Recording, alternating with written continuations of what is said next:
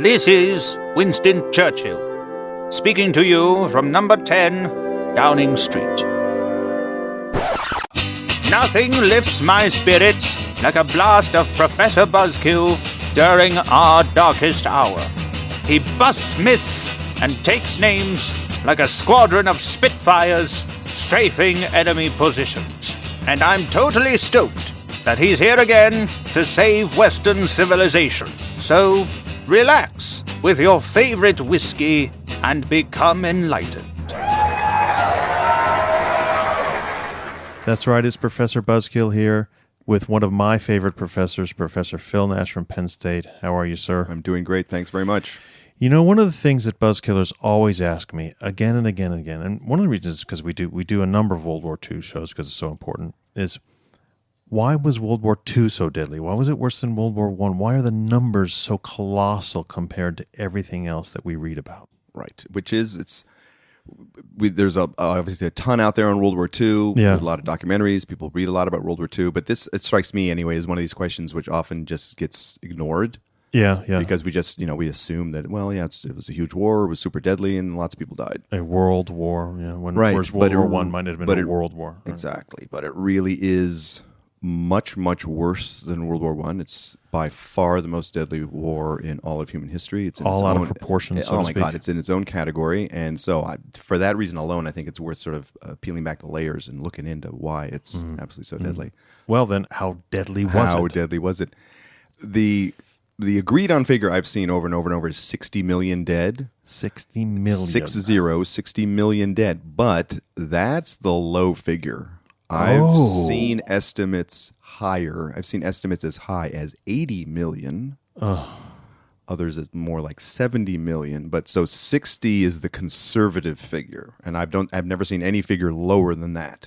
Yeah. So obviously, at some level, these numbers lose meaning one way or another. It's not like 60 million is somehow good and 80 million is bad. Of course, let's keep that in mind. And I used to tell my students the 60 million dead figure, and I would say to them and try to convince them, this is the worst thing that ever happened. Yes. And a lot of them would say, "Whoa, what about Steve McQueen movies?" And and it was always because it's so glorified in so many different ways. Right. People forget the death toll. Yeah, exactly. We're looking at it this way. The good war, what we know as the good war, cost 60 million lives minimum. Yeah. And just for context, World War I, which was called the Great War for a reason, because it was by far the most destructive war humanity had ever seen up until that point. Right. Cost 17 million lives. Oh, my goodness. 10 million civilians, 7 million military casualties. I think I've got those in the right order. In any case, 17 million. So the 60 million figure... Yeah, that represents 3% of the world's population as of 1940. And that's the whole world's population. That's the entire, right? So because the global population was billions, but it's a lot less than it is now. Yeah. And that's important to keep in mind is the proportionality. Yeah. So just for comparison purposes, 3% of the world's population was killed in World War II. It is as if today the United States went to war. So to put it in a national context, if we went to war, our population's about 320 million. It's as if we went to war today and suffered 9.6 million dead. Well, just that, which is to me just a mind numbing. Oh, yeah. It gets you a little closer to getting your mind around it, but still you can't. Yeah, it's just such. That's how devastating a figure that is. Right, 3%. In most contexts, 3% is a small number. Yeah. But if you're looking at the population of the world, it's an enormous number. So how does this break down in terms of different countries and different places? Right. Is it worse in other places? Yeah, absolutely. And that's the other thing is that, the generalization would be that the costs, however you measure it in terms of absolute numbers of dead or as a percentage of population, either way, there is an enormous variety, as you might imagine. There's some peripheral countries. There were some countries, there were South American countries who declared war on the Axis, but sent few, if any, actual troops. Oh, okay. Right. Okay. So they're obviously they're an ally. They're helping the war effort. Right. They're supplying goods for the Allied cause, but they're not actually losing lives typically. Right. Yeah. So you have some countries where the loss is zero or near zero. Right. People should keep this in mind because it often gets lost, especially here in the United States. The majority, probably 2/3 of all dead, are either Soviet or Chinese. 2/3? 2/3, so 42 million, very roughly. Right. And this is a total dead. This is civilian and military dead. We're going to break those down later. Yeah. But 27 million Soviets, that's, and keep in mind, I'm using the word Soviet rather than Russian because they're not all Russians. Yes, of course. It's huge. Right. A lot of them are Ukrainians and from the Baltic states or White Russia or the Central Asian republics or the Caucasus. Anyway, so Soviet citizens, I should say, 27 million. That's what? Nearly half. Absolutely. Nearly half, not quite. And then, secondly, about 15 million Chinese people lose their lives, often completely ignored in the West. Well, and a lot of people don't even think about China being in the war. Right. Yeah. I'll bet a lot of people, if you said, okay, 60 million people died in World War II, it might not have, in their head, they don't have a picture of 1 in 4 of those dead people being Chinese. Yeah, absolutely. And that's how devastating that was to that country. So, like I said, there's a huge range. In terms of percentage of pre-war population who die, by far the hardest hit country is Poland. So in other words, so keep this in mind, the Soviet Union, they lose the largest raw number, 27 million. But as a percentage of pre-war population, Poland loses about 17% of its population. Oh, so of course it's run over several times. It's the longest occupied. Yeah. It's the focal point of the Holocaust, which we'll talk about later. A huge number of non-Jewish Poles lose their lives under Nazi occupation, often overlooked. So Poland is the hardest hit. I was interested in learning among the Western, quote unquote Western, depending on how you measure Western. Yeah. Among the Western allies, the hardest hit as a percentage was New Zealand, because New Zealand has a tiny population. Oh, of course, and they joined the Empire troops. And yet they were heavily involved in combat. Right. So they are often overlooked, and once again, it's as a percentage, but. And that is important as a percentage. Oh, sure, right? For the people in New Zealand. Right? Yeah. I mean, if you wipe out a large part of a small country, that's really, really important to them. Yeah, and you can't say to them, oh, relax, it's a small, raw number, right? Yeah. It's the percentage of families affected, et cetera, et cetera. When it's 1 in every 5 households or whatever it is, Exactly. So Poland is in its own category when it comes to percentage. Germany, for example, loses something like 8.5% of its population, just for comparison purposes. Oh, no, that's interesting, because I would have thought with all the bombing, especially late in the war, there would have been the number would be a lot bigger. Right. But although, actually, in case I forget to mention it, the German losses are overwhelmingly military. Oh, okay. Their army is just ravaged by combat, and it's in terms of if you break down the percentage within one country, military, civilian, even though you're correct, they lose hundreds of thousands of people in civilian deaths in air raids. Their army is just, especially in the last year of the war, they suffer appalling casualties. The German army is just ground to pieces. Is that because of what's happening both on the Eastern Front? On both Western both front, fronts. okay. Yes. Just the scale of the killing just goes off the charts in the last year of the war, and they go down hard. So millions of Germans soldiers lose their lives. In any case, so I'm going to make some generalizations first, and then we're going to break it down into civilian losses and military losses, get a little more deeper into the weeds in terms of individual factors explaining why World War II is so costly. Right, because you can't just say, okay, the entire world has to lose this amount of people, so it has to come this percentage from each country. Right. It's greatly different in each place. Right. And some of the explanations as we get into this are going to be not entirely new, but just sort of greater magnitude, and some of them will be mostly new. In other words, things you didn't see in World War I. Oh, okay. But in terms of big picture, what would be my if I were answering this on Twitter, what would I say? Right. Well, Twitter's expanded its character. Exactly. I have 280 now, right? Yeah. This is the big picture, sort of big history, as we might say, is that in World War II, you basically have large, heavily populated countries and empires. Right. And remember, it's not just countries, it's empires. Sure. Like on the Allied side, a huge percentage of the losses are British Empire losses. Sure. Not British losses. Right. Okay, let's keep that in mind. These heavily populated countries and empires are fully mobilized for war. Yeah. To a greater extent even than World War I. Yeah. In other words, mobilization. Much really, yeah. Right, in terms of percentage of the populations that are in uniform, percentage of the populations that are in war-related work. Right. Right, yeah, sure. that sort of thing. So that's at play. They are fielding armies and navies and air forces that are using modern weapons. Mm-hmm. A lot of them are similar or the same as World War I. A lot of them are similar but far more destructive. Like tanks. Just sort of firepower. Right, basically high explosives. There were tanks in World War I late, but it became a sort of oddity. They were sort of a joke and did not play a crucial role the way they did in World War II. And under all those circumstances, these countries and empires are fighting for a very long time. Right. World War II is longer than World War I, right? Yeah, For example, the United States is engaged for 4 years instead of a year and a half. Right.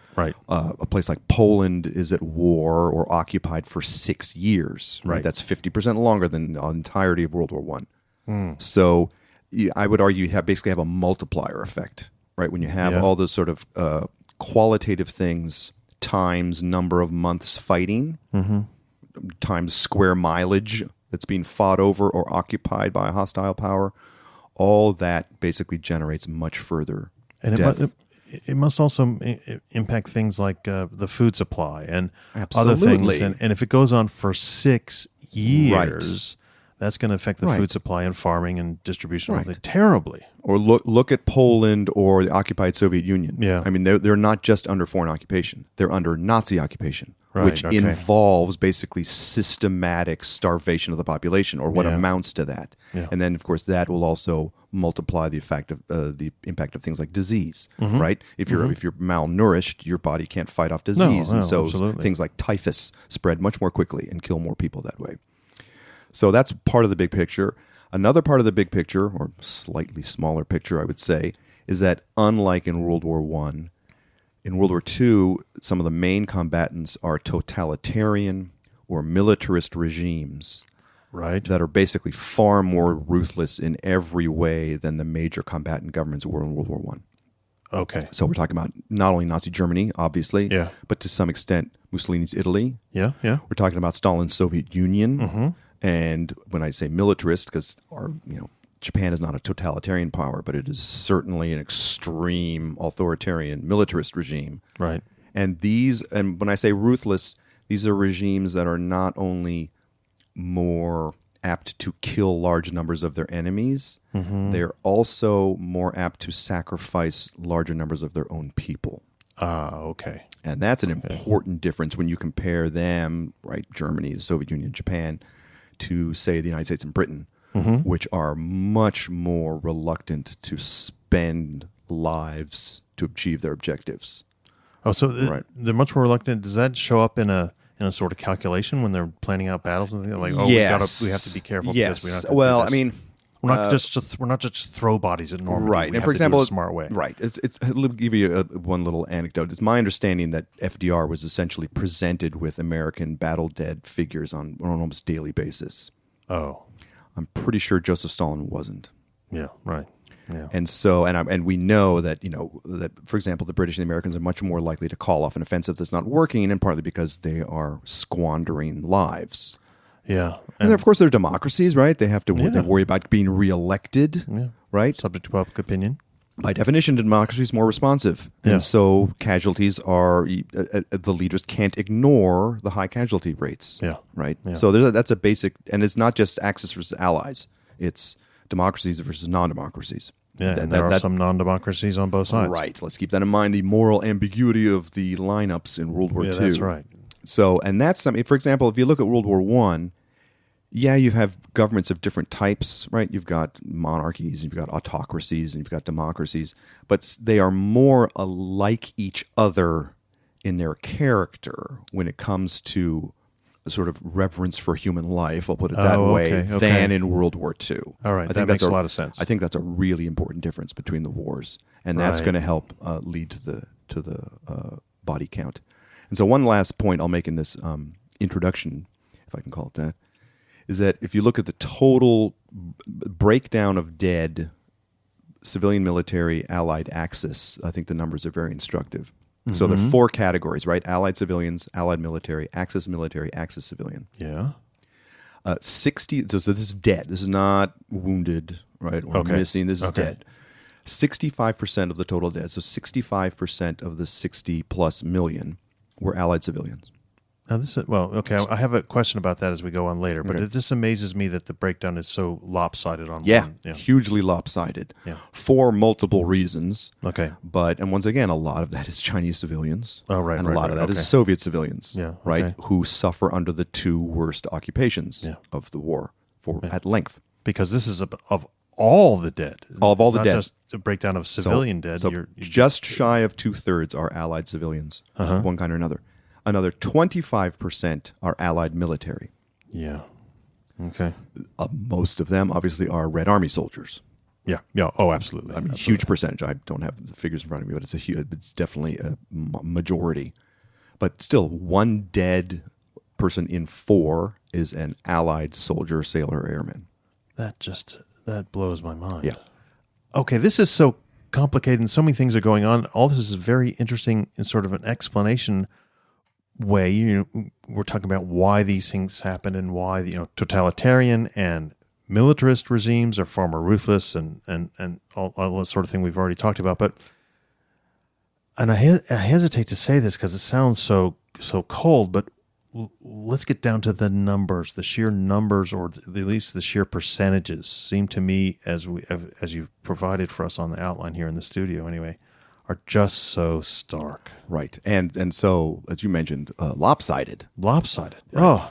So if you break it down, the two sides, right, Axis and Allies, and then break it down within those two, civilian versus military, the numbers I think are sort of shocking.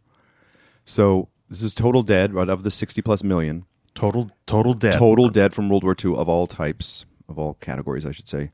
58% are Allied civilian. 58%. 58%, well over half. Half of the entire dead are Allied civilians. And that even takes in, as we mentioned before, the bombing of Germany and all. That's right. All these things are. That's right. Right, and when you consider, for example, some of the major combat, or at least one major combat in the United States, is essentially not touched. Right. At home. Right. In terms of civilian. The Americans lose very few civilians, not zero, but very few civilians. So once again, it's overwhelmingly it's Chinese. Yeah. And it's Soviet civilians. Okay. Right. Soviet civilians, even though we tend to think of the grinding Eastern Front as the Soviet military, it's mostly Soviet civilians. Yep. This is just brutal. Yeah. By the way, the breakdown in the Soviet Union, I'm pretty sure, of the 27 million, it's basically, I believe, I think it's 17 military, 10 civilian, but don't quote me. But it's any way you slice it. It's obviously bad. Yes, obviously. But it's so lopsided. Yes. So 58% Allied civilian. And then another 25% is Allied military losses. And that brings of the total. That brings it almost close to 80%. This is astounding. That's right.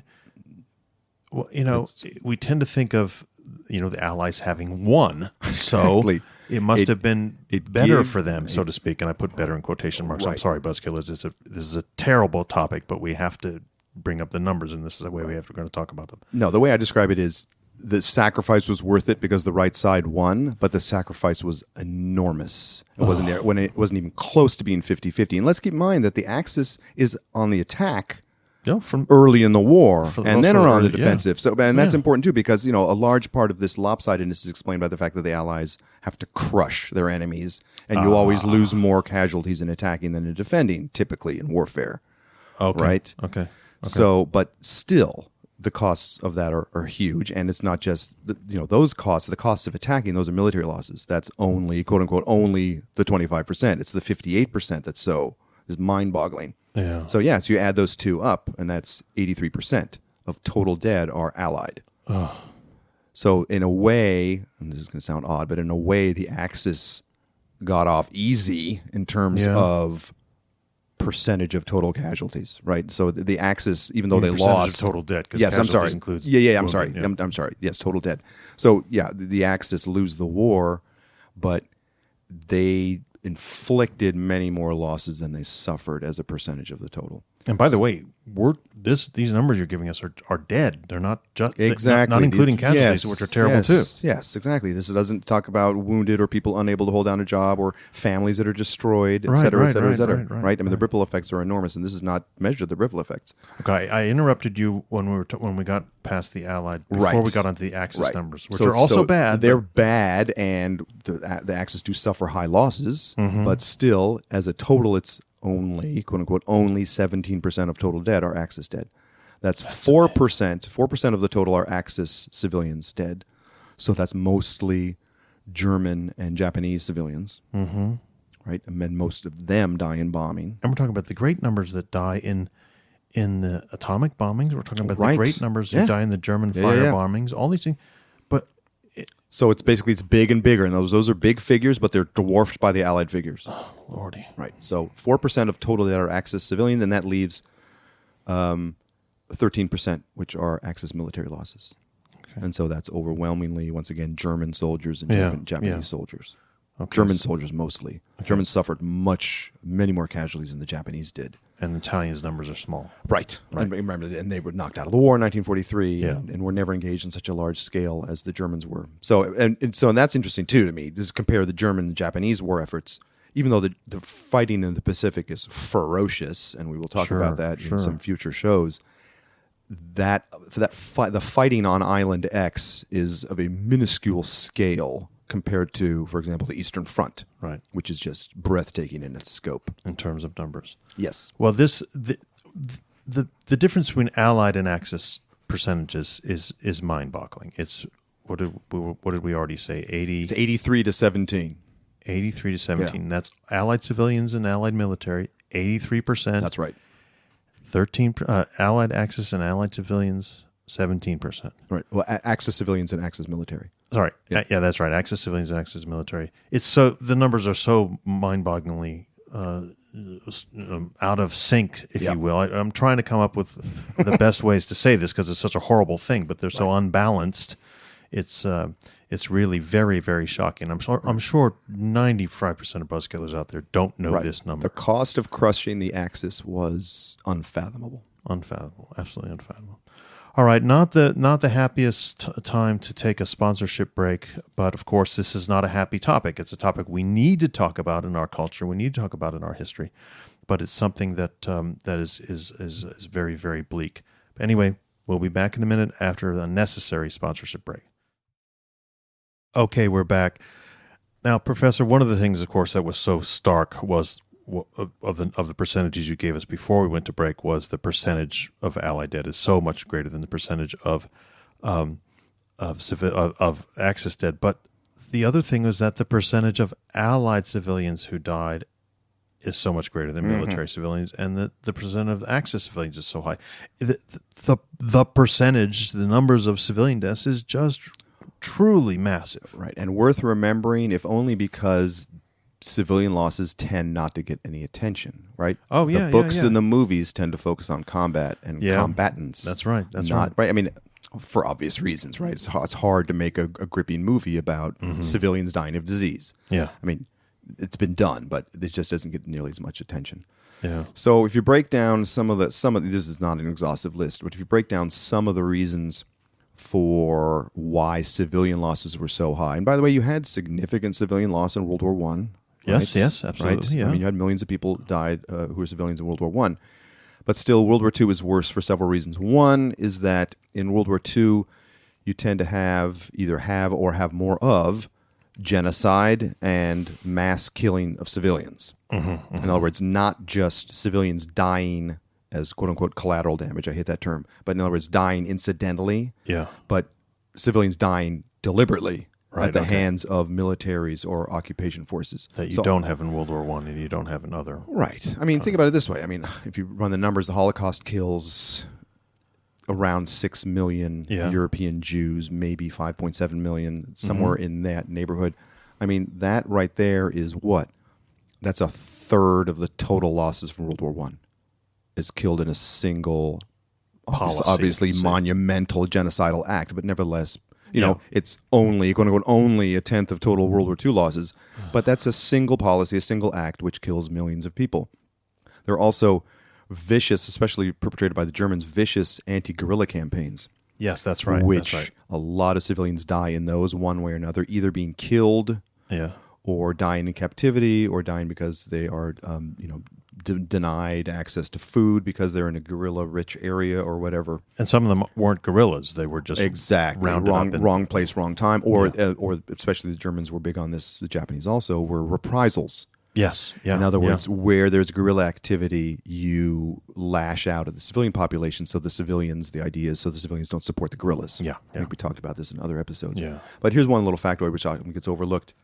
It's a famous incident in the U.S. military effort in the Pacific. It's called the Doolittle Raid, April 1942. Yes, and this is a raid on Tokyo. Right. This is where a small group of U.S. bombers is launched from aircraft carriers in the middle of the Pacific, and they have this. It's a pinprick raid. It doesn't really cause any serious damage in Tokyo. It's humiliating for the Japanese, who had promised their people that they would never be bombed, and it actually plays an important role in leading then to the Battle of Midway, which is decisive, right, June 1942. And it's famous. I mean, they even tacked it on to that horrible Pearl Harbor movie, which has Alec Baldwin as Jimmy Doolittle. And he's right, because Pearl Harbor's kind of a downer for Americans, so you have to end on an up note. So you tack on the Doolittle raid as a retaliation for Pearl Harbor. Right. Yeah, okay. I mean, it was an important morale lifter for the Americans at the time. What often gets overlooked is that in retribution for this, because some of the Doolittle pilots parachuted down into China, and some of them were protected or rescued by Chinese civilians. Yeah. The Japanese didn't appreciate that. So the Japanese conducted a reprisal in the area of China where some of the Doolittle flyers came to Earth. They killed 250,000 Chinese civilians. 250,000? 250,000 Chinese lost their lives because of the Doolittle raid. This sounds crazy because that's in addition to the fact that the Doolittle raid came from the east, and the Japanese were right, because the bombers couldn't fly back to their carriers. It was a one-way mission. I see. By the time they reach Tokyo and drop their bombs, they don't have enough fuel to get back to the aircraft carriers, which, by the way, have turned and retreated anyway. Right. So they have no choice but to try and land in China. Some of the planes were ditched. Yeah. Some of the pilots, I think, ended up in Soviet territory. Some of them were captured by the Japanese and executed. But some of them ended up in China, and the Japanese really wanted to deter any such behavior, and so they killed 250,000 people. This is often overlooked. Obviously, it's a drop in the bucket compared to the 15 million Chinese civilians total who lose their lives in the war. Yeah. But it is an enormous figure by any other standard. Yeah, that's right. That's right. And by the way, it doesn't mean the Doolittle raid shouldn't have taken place, right? You can't foresee these circumstances. No. But still, the Doolittle raid is always celebrated in the United States. It's not celebrated in China. No. Not by anyone who knows what went down. The proportion of that response is just is inhuman. Yeah. And the Germans did this too. The Germans' policy in their occupied zones was if a German soldier is killed or shot at, we go out and kill 50 civilians. And hanging some of them from lampposts and leaving the bodies with signs around their necks as a warning to to deter any future such behavior. And we're sorry that a lot of this show is numbers, but the fact is that the numbers are so stark and so brutal and so disheartening.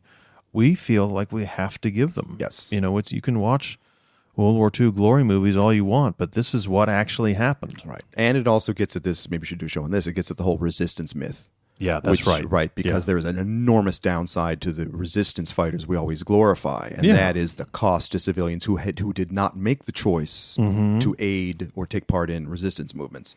So that's a big story. So then let me ask about occupations. So we're talking about China and about retaliations against resistance. How bad is this in terms of numbers? Right, because the whole, like, for example, reprisals against guerrilla activity, those are part of a bigger picture, which is brutal occupation policies in general, which are worse than in World War I. Which, by the way, you had some brutal occupations in World War I. Don't get me wrong, but they're worse, especially by the Germans and the Japanese. Here's a little factoid for you: the Japanese controlled most of Southeast Asia for most of the war. Right. In Southeast Asia during World War II, an estimated 5 million civilians died under Japanese occupation. One way or another. By the way, I think about 1 million Filipinos lost their lives in World War II. This doesn't include Chinese, just Southeast Asia. This is Southeast Asia. It includes some ethnic Chinese, if we want to get technical, but not Chinese nationals. Yeah. So these are Burmese, these are Thais, these are Singaporeans, these are Malaysians, these are Indonesians. Right in the Dutch East Indies, a lot of Indonesians lose their lives. Yeah. And this is of all causes, right? But still, sure, but it's war dead. Right. Still. So there's no official ground combat happening in these areas. Yeah. With the exception of Burma, but still 5 million civilians lose their lives for various reasons. Some of them were worked to death. Some of them die of starvation and disease. Some of them do die in combat when the Americans, for example, retake the Philippines. Some of them are just flat out massacred by the Japanese. When the Japanese come to Singapore, they kill 25,000 people who were sort of pro-Chinese nationalists. They just machine gun them on the beaches. Yeah. So So often overlooked, right, Yeah, is the Japanese occupation of Southeast Asia, which costs 5 million locals their lives. Okay, well, these things are horrible, but also horrible is just bombing in general. Right. Right. And strategic bombing. And that is new. Things like occupations and civilians dying because there's not enough food because of the occupation, those are old. Right. Strategic bombing, mass bombing of cities from the air by large modern bombers that have big bomb loads, and then you have hundreds of these bombers. That's new. Right. You okay. had bombing from the air in World War I, but once again, it was on a tiny scale. It had no impact, and very few civilians lose their lives in it. It becomes systematic in World War II. That is new. The U.S. and the British bombing the Germans, and the U.S. bombing the Japanese on a massive scale for years. That has a significant cost. Once again, the figures vary. Around 400,000 Germans, and this also includes Austrians, by the way, which was a part of Germany by that point. Yeah. As of the Anschluss. So around 400,000 German civilians lose their lives because of aerial bombardment. Right, and we talked about Dresden, right, which was 25,000 people lost their lives in a single action. A show we did a couple of years ago. That was a while ago. And then about 500,000 Japanese civilians die from strategic bombing, which includes the atomic bombings. Right, okay. I was just about to ask that. But the atomic bombing losses are a minority of the total Japanese civilian losses, right? The conventional bombing, the conventional firebombing, once again, we talked about this, the firebombing of Tokyo was more destructive very bad, than Hiroshima. So about 500,000, about 500,000 Japanese civilians die from strategic bombing. And so just once again, put it in perspective, even though this is a minority of the total civilian dead in World War II, more civilians die in strategic bombing in World War II than die in some entire other wars. Oh, like the Franco-Prussian War. Yeah, exactly. Right. Okay. So, or most wars apart from World War I. Sure, yeah. So just to keep it in perspective, right? This is in the big picture a tiny sliver of World War II dead, but it's still an enormous number. This is I feel like I'm repeating myself, but it's an important point. It's as if it's all horrible. All these war dead and all these wars. It's a horrible statistic, but it's as if these wars, as they get increasingly mechanized, are bad. Civil War, Franco-Prussian War, World War I, they're bad, and then there's this massive spike for World War II, and especially civilian dead. Right, and keep in mind that the bombs have gotten much, much bigger. Forget about atomic bombs. Yeah. Conventional bombs. The bombs in World War I are maybe 25, 50, 100-pound bombs. In World War II, the bombs are 250-pound bombs, 500-pound bombs, 1,000-pound bombs. So they're much more sophisticated, much more efficient, but they have a lot more high explosive in them. And so much more destructive power. Right, a single bomb could if it hits the right spot, could bring down an entire building. And so people don't die of the blast; they die of the building collapsing on them. Yeah, right. So, and then of course you also have incendiaries, which you didn't have in World War I, right? Bombs that are intended to start fires, and then you get firestorms. So, there are various technical aspects to strategic bombing. It's not just lots of big planes, but there are other technological aspects that increase the killing. And the firestorming happens obviously in Dresden, as lots of people know, but it does happen in Tokyo too, right? Tokyo as well, also Hamburg. Hamburg, They were a minority of the bombing raids, but still where they happen, they are incredibly destructive. Yeah, and must be horrific to try to escape from and then not escape from. Right. So what about people trying to get out of these situations? Yes. And so that's, once again, we're going back to an old factor that you always see. You have a lot of civilian refugees who die in World War I, but once again, we're talking about a different scale. Many, many more folks die in World War II fleeing their homes. And obviously it's hard to keep the categories separate, right? You might die of starvation or disease because you're fleeing, right? Things like exposure become factors when exposure to the elements, right? Exposure to the elements, right? So obviously we can't keep these categories clear, but often overlooked. And it's gotten more attention in recent years, is the number of Germans fleeing the East at the end of the war and immediately after the war. Yeah. Because large numbers of Germans, remember, they're ethnic Germans all over Eastern Europe, even from before World War II, and then a lot of them were resettled by the Nazis in newly Nazi-occupied territory. But so a lot of these people flee the advancing Russians, and then after the war, a lot of them are expelled by countries like Poland and Czechoslovakia, Hungary. These are countries that expel their ethnic German populations. Right.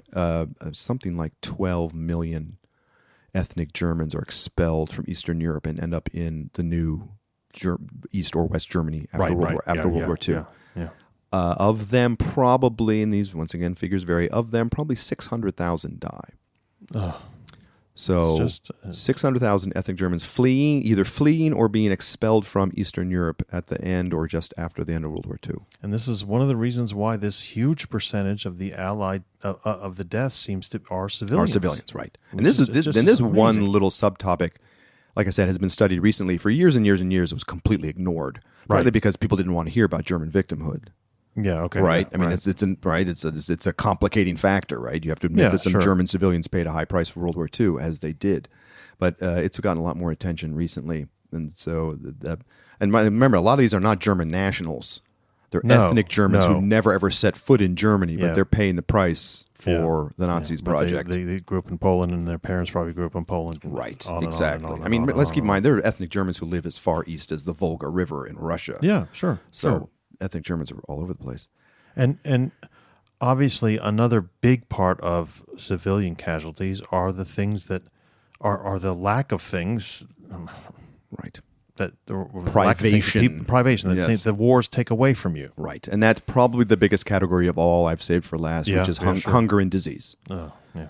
And there are dozens of stories you could tell along this line.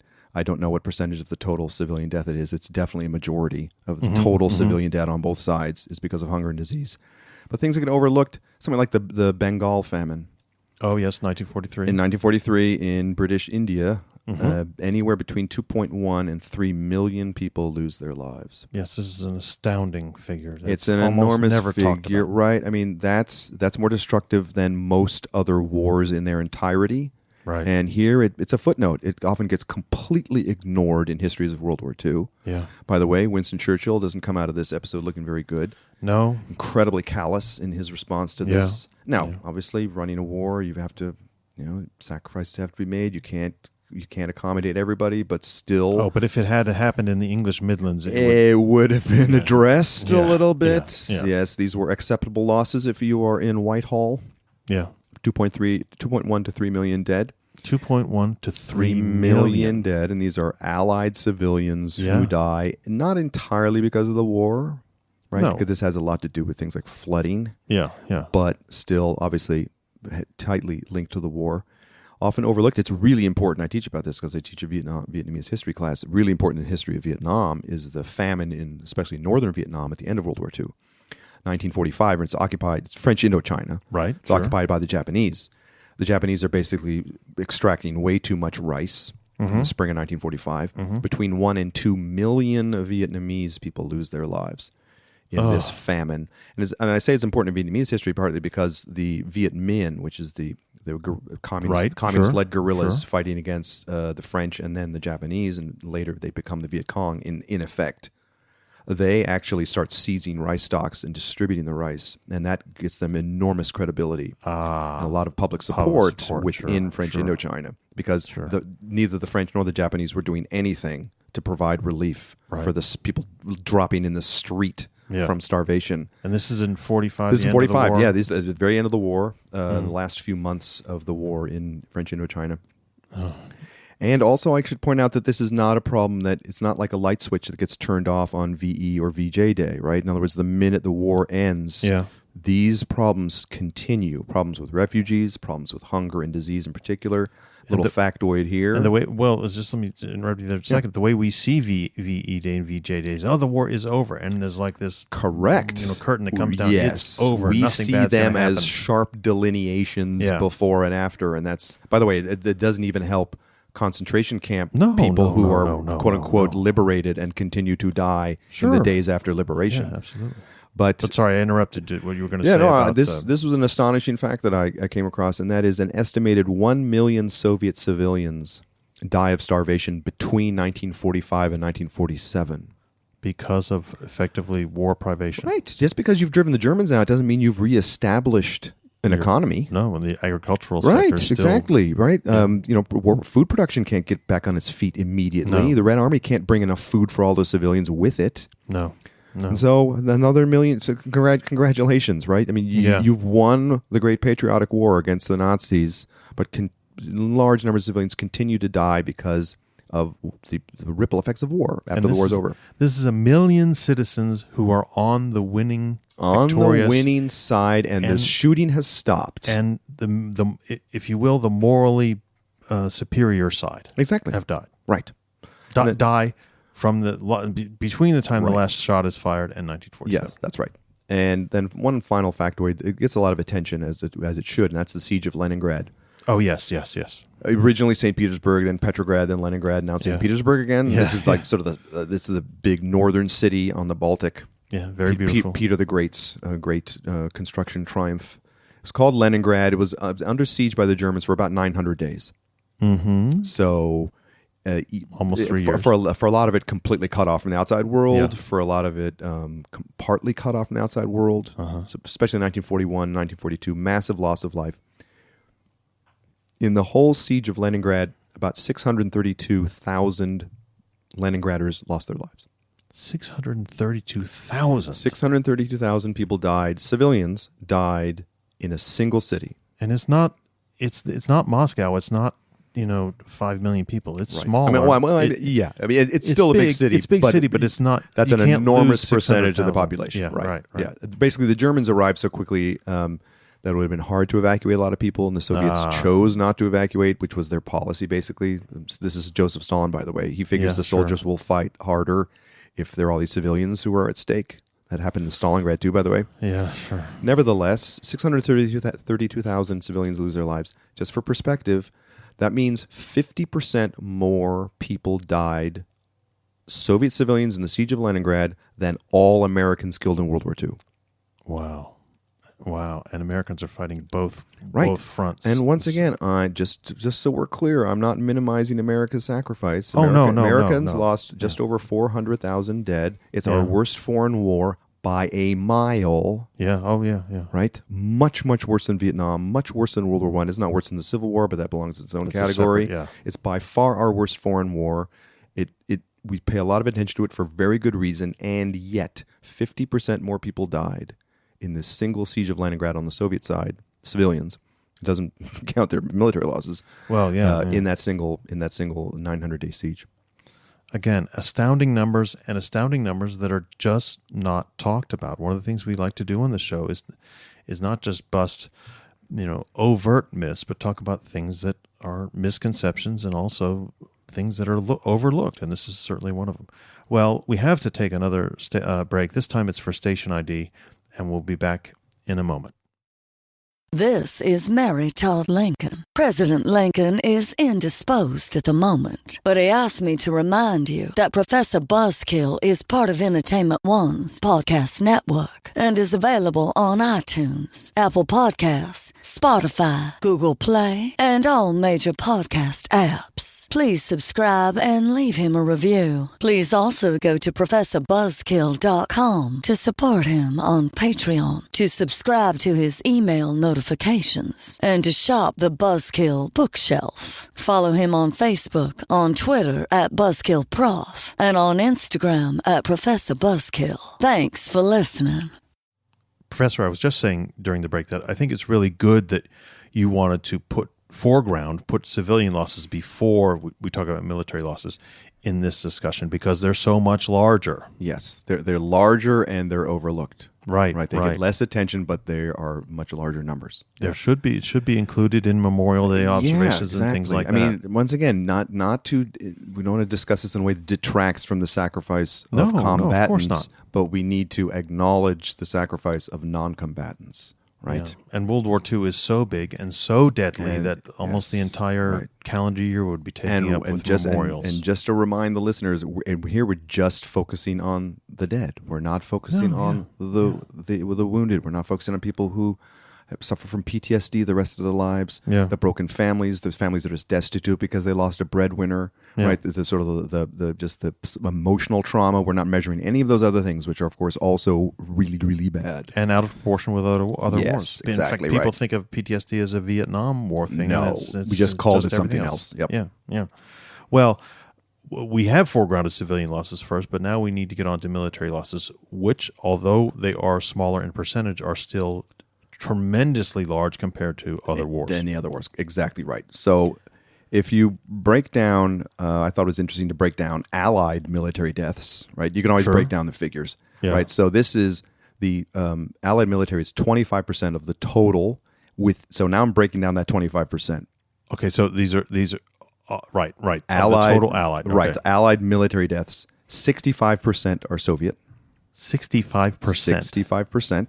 65%. So what's that? That's going to be about 17 million. Yeah. Right. That would make sense, right? So yeah, that's right. Then that gives us the 17 million Soviet military dead and 10 million Soviet civilian dead. Exactly. Okay. So 65% of Allied military deaths are Soviet. 23% are Chinese. Now this is completely overlooked. 23% is massive, but especially when we get down to the smaller numbers, which we will in a second, which are much more overplayed. But just enormous number. So in fighting basically a stalemate against Japan, which lasts 8 years, by the way. Yes, that's another The fighting in China goes on from 1937 to 1945. Yeah.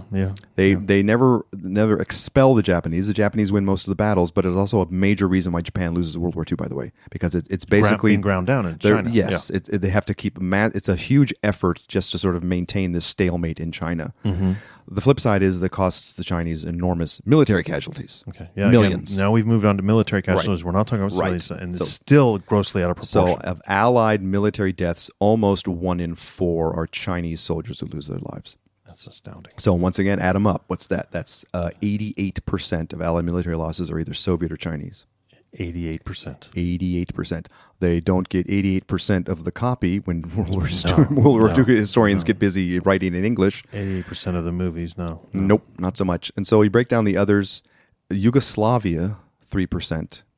Yugoslavia is 3%? I'm pretty sure that includes Tito's guerrilla army. Oh yes, but still, that's a big figure. Yugoslavia almost totally overlooked. And then we get to the United States and Great Britain, 2% each, roughly. 2%? 2% of Allied military deaths. 2% are so the 400,000 U.S. dead. That's about 2% of the Allied total. Wow. Great. The British lose a little bit more. Yeah, but they're close. Now, of course, again, we're not trying to minimize any. Not every at one all. of these single deaths, civilian and military, is awful and has ripple effects, as you've said. But the proportionality is just stunning. Way out of whack. And so that doesn't add up to 100. So there are others. Yeah, right. But still, so it's USSR 65, China 23, Yugoslavia 3, US 2, UK 2, and then others are smaller than 2. Right. So and then if you look at Axis military deaths, and this underscores a point I mentioned a minute ago, 64% are German. Oh, okay. So within the Axis context, the Germans are the Russians, basically. Sure. Yeah, almost absolutely. 2/3. Absolutely. So, and we focus a lot on Japanese deaths because there are so many of them. The way they fanatically fight to the last man in these island battles. Nevertheless, 24% of Axis casualties are Japanese, and then the others, and by the minor Axis countries like Finland, Romania, Italy, exactly, Bulgaria also. Okay. So now I want to make a sort of general comment here. It just can't be that because the war is bigger. There must be something else that causes so much death. There are some qualitative issues. One I mentioned, but I'll go into a little more depth, and that is just firepower. Oh, okay, right. Yeah, Even though we're only 25 years after the First World War, Yeah. weapons have become much more destructive, and there are just more of them. The armies are bigger, and the armies are better equipped with them, right? So it's not just the number of soldiers involved; it's what those soldiers have to fight with. Oh, like for example, okay. your average infantry battalion, for example, has more machine guns. Right. Your average infantry division has more artillery pieces. Yeah. And those weapons are also more efficient. Right. So there are qualitative issues and also quantitative issues. More and bigger artillery, more and bigger mortars. And let's keep in mind, vast majority of combat casualties on the ground, like sort of infantry deaths, are not from small arms, not from machine guns and rifles and handguns. They're from artillery and mortars. It's something like 85% in Europe. Never think about mortars being... But, of course... The flying shrapnel kills many, many more soldiers on all sides and all fronts than bullets. Yeah. Okay. That was certainly a fact in World War II. I think it's still the case. Small arms are, even though in the movies they're very effective, they typically aren't on the actual battlefield compared to mortars and artillery, and also aerial bombs. Yeah, yeah. Right, there's a close air support from fighter airplanes dropping bombs, using machine guns, or firing rockets toward the end of the war. Those are very destructive. Right. The machine guns are more widely distributed, and especially among the Germans, have a much higher rate of fire. Oh, okay. Their famous MG-42 fires 1,200 rounds a minute, which is like twice what the American machine guns fire. Yeah. And you can actually, in the more realistic war movies, you can actually hear the difference because it sounds like a zip sound because it's firing so fast. Huh. And it's very distinctive to Allied soldiers, that sound, because it's such a high rate of fire. Like I said, ground units are equipped with more of these weapons. And then from a different angle, especially on the British and the American side, the flip side of them not being as aggressive in sort of ground combat is that they compensate by relying on firepower. Oh, okay. They rely more heavily on, in both the British and the American armies, the consensus is the best arm of those armies was the artillery. British army doesn't get very high marks in World War II. Their artillery sure does. Oh, okay. The Germans were always sort of like amazed at how good British artillery was, and also the Americans. And that's partly because we're putting a lot of emphasis on firepower compared to other armies, as opposed to, say, infantry tactics, or relying on good generalship or good training of our soldiers. Oh, okay. Remember, we got these massive civilian armies, which are not as rigorously trained, not as disciplined as German or Japanese soldiers. And how do we compensate? Firepower. That accounts for a lot of German and Japanese losses on the battlefield. Okay. Is they're being wiped out by American artillery or All British right. artillery. And again, that's not something, no one's going to want to make a movie about the star of the movie is firepower. Exactly right. It's going to be incidental. Yeah. So it's going to be presented as incidental. Yeah. So that is definitely a factor. Compared to World War I, you also have two countries in particular, the Soviets and the Japanese, who I will say are profligate in their spending of lives. Oh, okay. Now, what do you mean by profligate? In other words, British and American generals, they're not as aggressive. An attack that's not working, they will call off more quickly than, say, the Red Army, where they will continue to exploit their manpower advantage. Right. That's not the only thing going on, right? In that other, we did an Eastern Front episode way back in the day. The Soviet army they're not just sort of relying on infantry wave tactics, quote unquote. Yeah. But to some extent they are. And they are more ready to spend a lot of human lives to get what they want on the battlefield than other armies are. Okay. All right. Okay. That's why we always hear about the Soviet war and the meat right. grinder. I mean, there is something to that. And Soviet losses in infantry companies is extremely high because it's a totalitarian regime that honestly doesn't care as much about casualties as some other countries do. Yeah, right. In the Japanese case, it's more this code of the Bushido and the refusal to surrender, right? If you surrender, even when you're clearly losing, you're worse than a dog, so you fight to the end. Okay, yeah, So that's going to drive up not just the casualty rate, but the death rate. Right. There are all these campaigns in places like Iwo Jima or Saipan where very few Japanese are taken prisoner as a percentage of the total Japanese force. Sure. I think they're probably unique in military history, the balance between killed and wounded or killed and captured after the end of a losing battle. So this is going to be unique. Yeah, this is an ideological difference. Exactly. Okay. Right. But in the big picture, these will add to the military deaths. Right. Often overlooked are the fighting conditions themselves in World War II. Oh, I don't think of this I don't as much think of this as a cause of death, but yeah, it must be. Right. Especially, not only, I mean, first of all, you have a lot of extremes of climate. Mm-hmm. You had some desert fighting in World War I. You had some fighting in cold weather in World War I. You didn't, not on the same scale, but also the added factor in World War II, you have a lot more fighting in tropical rainforest. In places like Burma and New Guinea. The New Guinea campaign, which often gets overlooked, the Japanese lose 100,000 soldiers dead in New Guinea. God. And this might surprise some people. 2/3 of Japanese military dead, I had to double check this, 2/3 of Japan's total military dead are from starvation or disease. Oh. So keep in mind, I just said something about how they're willing to sacrifice themselves. And this is a perfect example. In combat, right? Like the fight, we're about to be pushed off the island, so we fix bayonets and launch this last gas bonsai charge into the American machine guns. I mean, that happened early in some of the island hopping campaigns. But combat dead is only 1/3 of the Japanese military dead total.